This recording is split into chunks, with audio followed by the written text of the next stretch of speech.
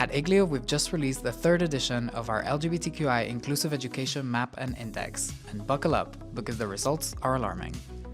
Our research continues to show that we, young people and children who are LGBTQI or are perceived to be, experience higher rates of discrimination, violence, and bullying in schools.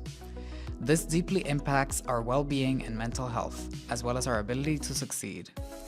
Safe and inclusive schools and learning environments, as well as protective legislation, aren't optional. They are essential to guarantee our fundamental right to education. With this in mind, our IGLYO LGBTQI Inclusive Education Index and Map serve as an interactive tool to score countries in the European region based on how inclusive their education systems are for us LGBTQI youth and students. Each country gets a grade according to a set of 10 indicators. For instance, does the country have in place any anti-bullying policies or national action plans to protect LGBTQI learners?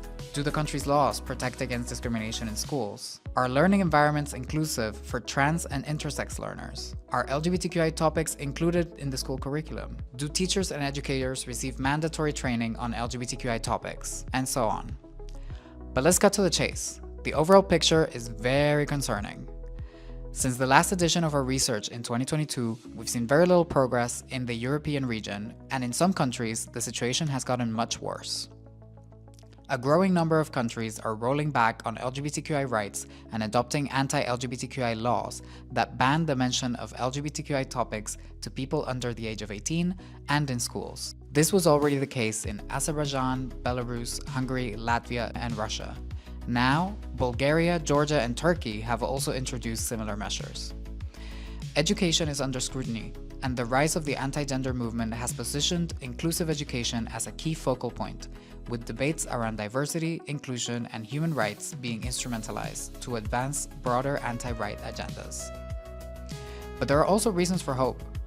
Most countries that were already top of the class in 2022 have continued to improve their scores. This is true for Belgium, Denmark, France, Iceland, Ireland, Malta, Norway, Spain, and Sweden, which demonstrates that progress is possible even in challenging political climates. Our map also highlights the best practices implemented by governments and civil society across Europe, offering concrete inspiration for action, whether you're a policymaker, an educator, or an activist. So what can you do? First, check your country's score. Explore what's working well elsewhere. Use the data to advocate for real change in LGBTQI inclusive education in your national or local context. You can visit education.iglyo.org to explore the full findings. Together, we can make education truly safe and inclusive for all learners.